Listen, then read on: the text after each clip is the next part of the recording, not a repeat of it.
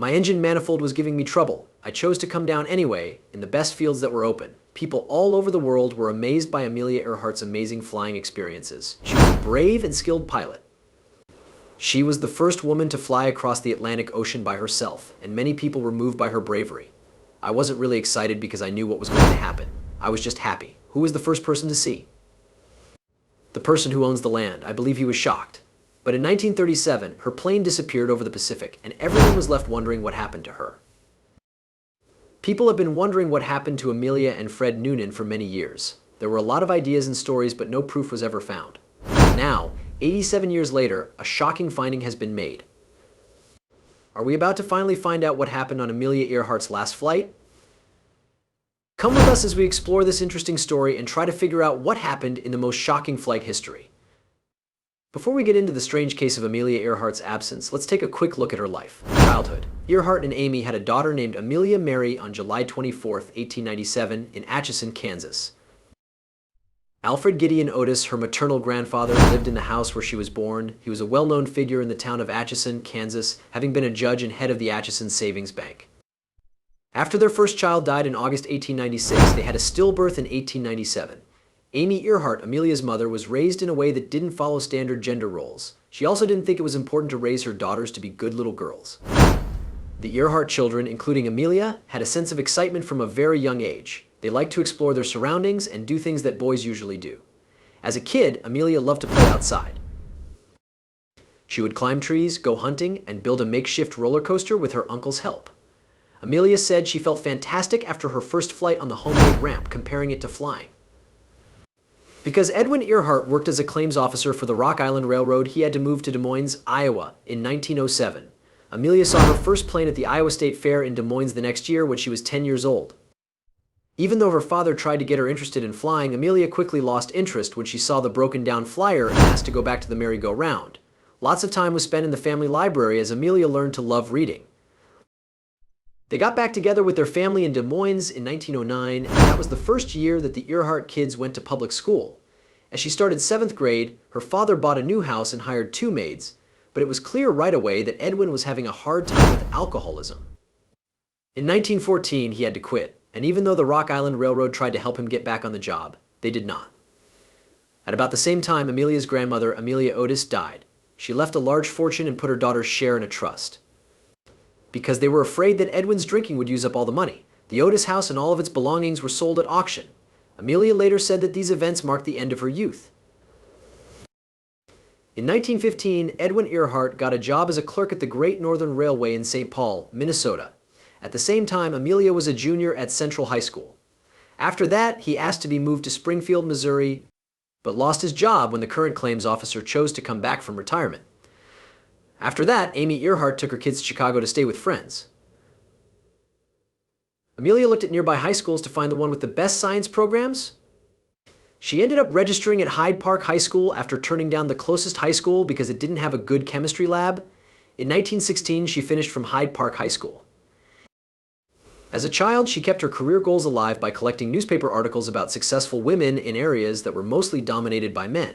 She started her junior year of college at Ogon School in Rydell, Pennsylvania, but she didn't finish. During the 1917 Christmas break, Earhart went to Toronto, Canada, to see her sister. While she was there, she met soldiers who had been hurt in the First World War and were coming home. As a nurse's helper, Earhart was trained by the Red Cross and then started working for the hospital as part of the Volunteer Aid Detachment. Some of her duties were to make food for patients with special dietary needs and hand out prescription drugs at the hospital's dispensary.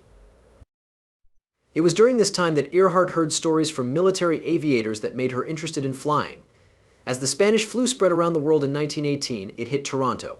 Earhart worked as a nurse and even worked the night shifts at Spadina Military Hospital. She got sick in early November of that year and had to go to the hospital because she had asthma and maxillary sinusitis. Earhart was released from the hospital in December 1918, after being there for 2 months. She had signs like pain and pressure around one eye, as well as a lot of mucus coming out of her nose and throat. Even after having small surgery to fix the problem with her sinuses, Earhart's headaches didn't go away. She stayed at her sister's house in Northampton, Massachusetts while she was healing, which took almost a year. It was during this time that Earhart did things like read poems, learn to play the banjo, and study mechanics. She had chronic sinusitis that made it hard for her to fly and go about her daily life. Sometimes she had to wear a patch over a small drainage tube on her cheek. She was strong though, so this incident didn't stop her. In the early 1920s, Earhart and a female friend went to an air show in Toronto that was part of the Canadian National Exhibition. She said that she went to all the air shows nearby because she was interested in Toronto. One of the best parts of the day was seeing a World War I ace perform a flying show. The pilot saw Earhart and her friend looking from a clearing away from everyone else and dove at them. When the plane got close, Earhart didn't move. She thought that the little red airplane was talking to her as it flew by, but she didn't understand what it meant at the time. Earhart and her father went to an air show at Doherty Field in Long Beach, California on December 28, 1920. She asked her dad to look into passenger planes and lessons on how to fly. The next day, Earhart was scheduled to fly with people at Emory Rogers Field, at where Fairfax Avenue and Wilshire Boulevard meet. It cost $10 to fly for 10 minutes with Frank Hawks, who later became famous as an air racer. Earhart's life changed after her ride with Hawks. She said that I knew I had to fly after I was about 200 or 300 feet in the air. Within the following month, Earhart hired Nada Snook to teach her how to fly. The first agreement called for $500 for 12 hours of training.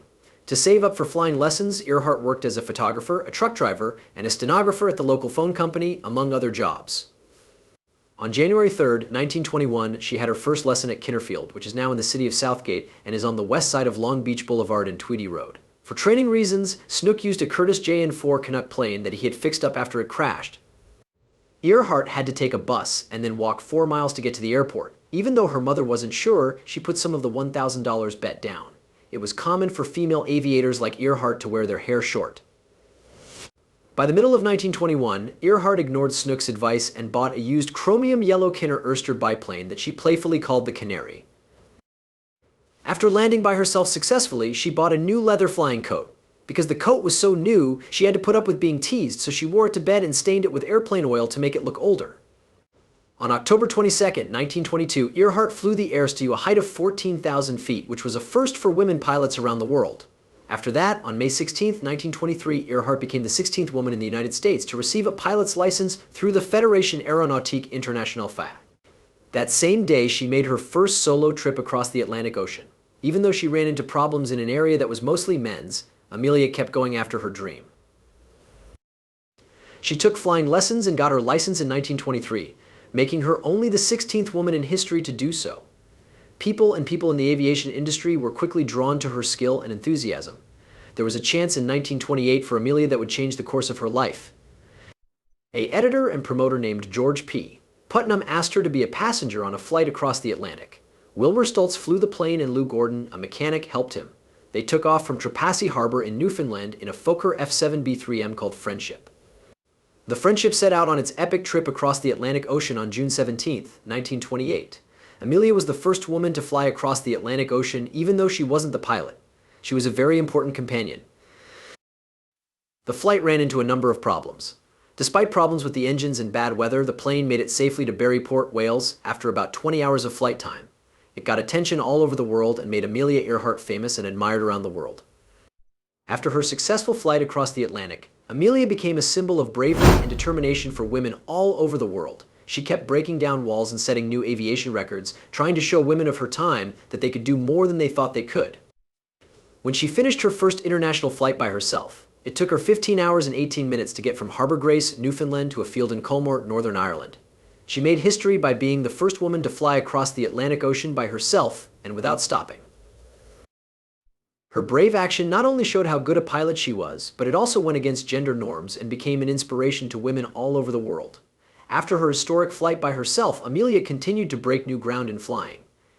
She set many records, including being the first person to fly alone from Honolulu, Hawaii to Oakland, California, and the first woman to fly across the United States without stopping from Los Angeles to Newark, New Jersey. With each victory, she became even more of a flying pioneer and a role model for bravery and determination. Amelia Earhart had a bigger effect on flight than just the amazing things she did. She fought hard for women's rights and was sure that women could do just as well as men in all areas, including aviation. Her fearlessness and attempts to break new ground made it possible for women to become pilots, and she inspired millions of people around the world. She didn't know what was going to happen to her. She disappeared all of a sudden. Amelia set out on her brave trip around the world on June 1st, 1937, leaving from Miami, Florida. In a Lockheed Electra 10E, she and her pilot, Fred Noonan, took off. They planned to fly east across the world. There was a big stop in South America where they got food and water and got ready for the long trip ahead. Fred and Amelia flew across the huge Atlantic Ocean from South America to Africa, stopping in Brazil, Senegal, and Sudan along the way. They had to deal with bad weather and radio calls to stay in touch. The media and fans from all over the world eagerly followed their journey and wanted to know more about this historic trip. After their trip across Africa, Amelia and Fred went east and stopped in India and Indonesia. At every stage of the trip, there were new problems, like weather that was hard to predict and landing zones that were not in the United States. Even with these problems, Amelia was determined to be the first woman to fly around the world twice. Early in July, Amelia and Fred got to Lae, Papua New Guinea. They then got ready for the hardest part of their trip, a dangerous flight over the huge Pacific Ocean to Howland Island, a small piece of land in the Pacific. The flight to Howland Island was very important to the success of their trip because it gave them a chance to refuel before the last step back to the United States. On July 2nd, 1937, Amelia and Fred left Lae to go to Howland Island. The flight went smoothly, and the U.S. helped with radio contact and navigation. Coast Guard ship called the Itasca, which was based on Howland Island. Even though everything was set up and people were cheering her on, Amelia's plane never made it to Howland Island. Radio communication between the Amelia and the Itasca got harder and harder. Despite desperate attempts to get in touch, the last word from the Amelia said that they were low on gas and couldn't find the island. When Amelia Earhart and Fred Noonan went missing, it led to one of the biggest search and rescue efforts in history, which covered more than 250,000 square miles of water. The Coast Guard and Navy of the United States looked everywhere but couldn't find Amelia, Fred, or their plane. Experts were confused by the mystery surrounding their absence, which led to many ideas about what might have happened to them, where they were last. The last place where Amelia Earhart was found on record was on Howland Island, a small, remote island in the Pacific Ocean. This happened on July 2nd, 1937, while she was bravely trying to fly around the world in her Lockheed Electra 10E plane with Fred Noonan as her pilot. They left from Lae, Papua New Guinea, and went to Howland Island to get more fuel before going to Hawaii. There aren't many people on Howland Island because it's only about 1.5 miles long and lies about halfway between Australia and Hawaii. It was chosen as an important part of Amelia's bold flight plan because it was in a good spot for stopping to refuel and make changes to the flight path. From Lae to Howland Island, the trip was expected to take about 2,556 miles, which is a long way across the huge Pacific Ocean. Even though they planned carefully and worked together with the U.S., the Coast Guard cutter Itasca was stationed near Howland Island to help with radio contact and navigation. On the terrible July 2nd, 1937, Amelia and Noonan ran into trouble. The Electra and the Itasca had trouble communicating with each other as they got closer to Howland Island. Amelia's radio transmissions were spotty. Set up a clear line of contact and tell her exactly where the island is. In her last radio message, Amelia said that they were running out of fuel and having trouble finding Howland Island. Even though additional search attempts by the U.S., Navy and Coast Guard, no sign of Amelia Earhart, Fred Noonan, or their Lockheed Electra 10E plane was found right away after they went missing. When the first search began, the last confirmed radio word from Earhart came in at 8:43 a.m. In the message, sent at local time on Howland Island, she said, "We must be close to you, but can't see you. Our fuel stock is running out." Even though people tried to get in touch with Earhart again, they were unable to do so, and her plane mysteriously disappeared. The United States quickly responded by starting a large search and rescue operation with planes, military ships, and Coast Guard boats in order to carefully search through the huge Pacific Ocean. Based on how much fuel Earhart's plane was thought to have, the search was focused on the route between New Guinea and Howland Island. The USS Lexington and other ships and planes searched extensively across large parts of the ocean to find any signs of Earhart's Lockheed. However, no signs of the plane or its people were found during the initial search, despite the extensive search efforts.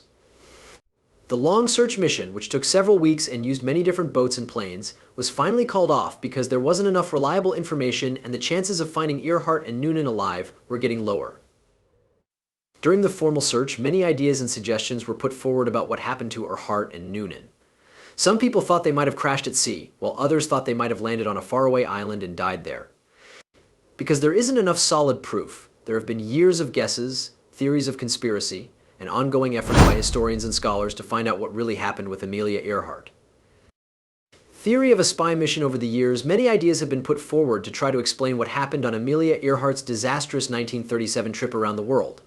A fascinating idea says that Amelia Earhart might have been working for the US government as a spy.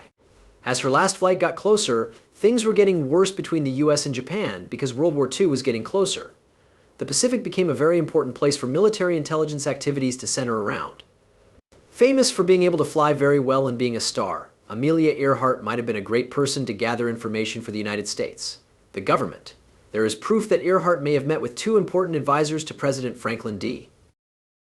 Roosevelt in secret in April 1937, just before her last attempt to fly around the world. Earhart met Bernard Baruch and Oscar Westover at the March Army Airfield in California.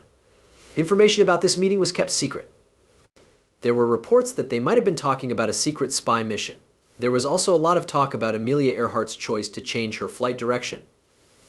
Earhart had planned to fly west from Oakland, California to Hawaii and then across the Pacific, but she changed her mind and instead flew east from Miami to Howland Island. This new direction brought her closer to the Marshall Islands, which were ruled by Japan at the time. This suggests that she may have had a strategic goal other than just going around the world. The Lockheed Electra plane she flew had radio and tracking systems that were very advanced for their time.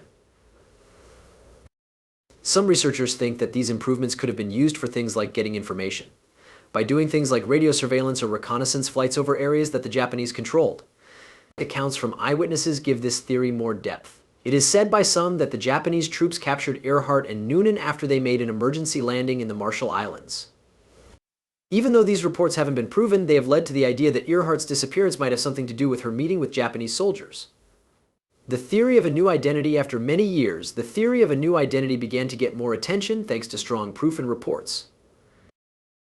After writing the book, Joe Kloss became a strong supporter of this idea. In 1970, Amelia Earhart lived. When Kloss wrote his book, he said that he thought Amelia Earhart was captured by the Japanese after her plane crashed in the Marshall Islands, which were occupied by Japan at the time. Later, he said, Amelia was brought back to the United States under the name Irene Bolam. In the 1990s, when journalist Randall Brink said he had found proof to back up Kloss' claims, the debate over this idea heated up.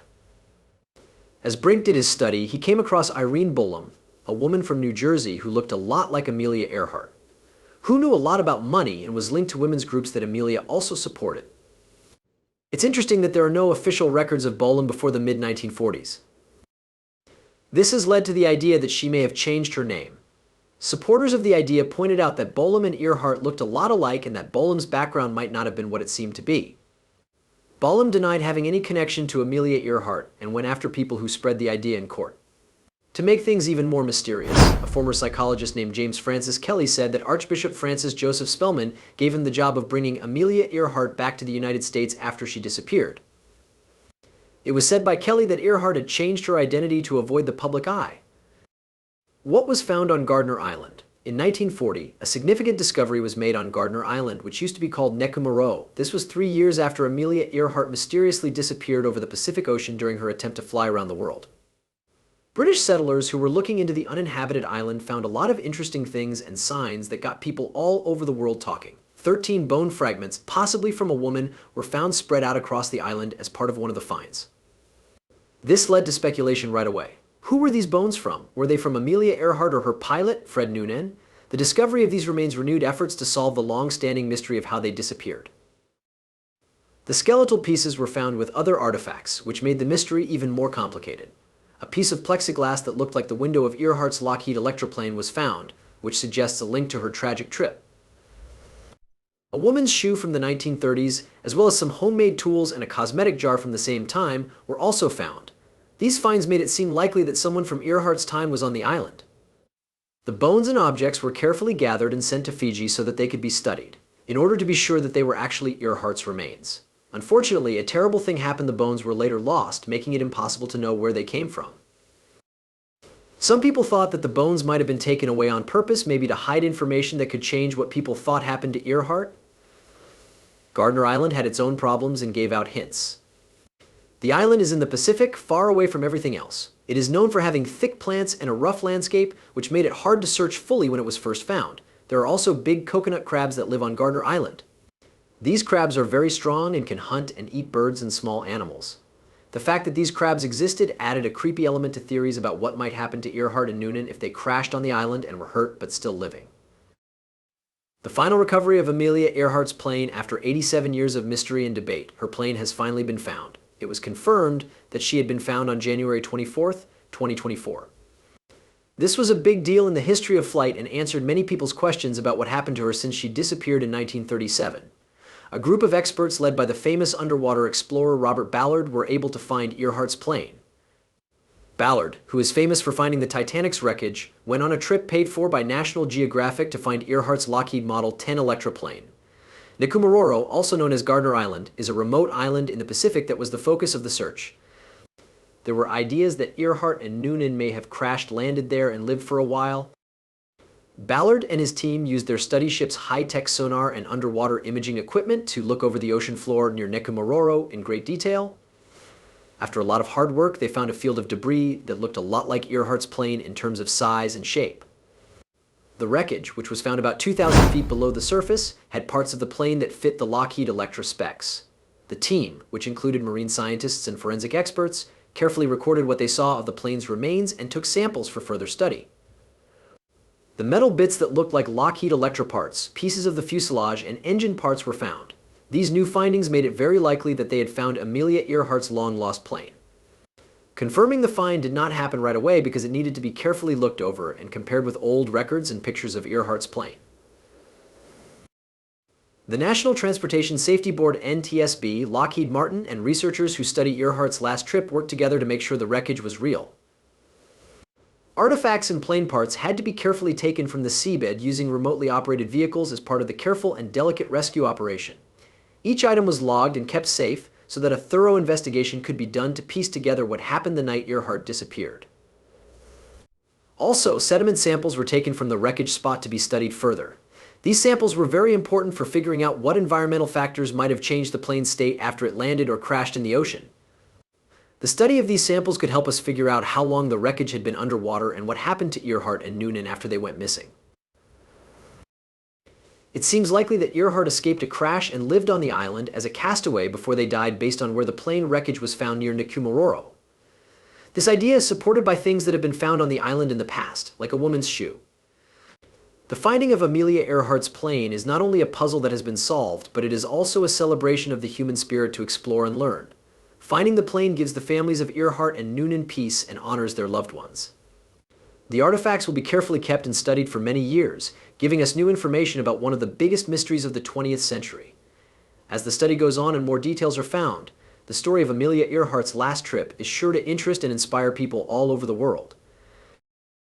Legacy of Amelia Earhart: many honors and memorials have been held in her honor, like the salute by the U.S. Secretary of State Hillary Clinton, who understood how Earhart had changed relations between the U.S. and its Pacific countries. Her impact can still be felt today, and young girls and boys who want to reach for the stars are inspired by her. Also in 2013, Flying Magazine named Earhart the 9th hero of flight in honor of her important contributions to aviation.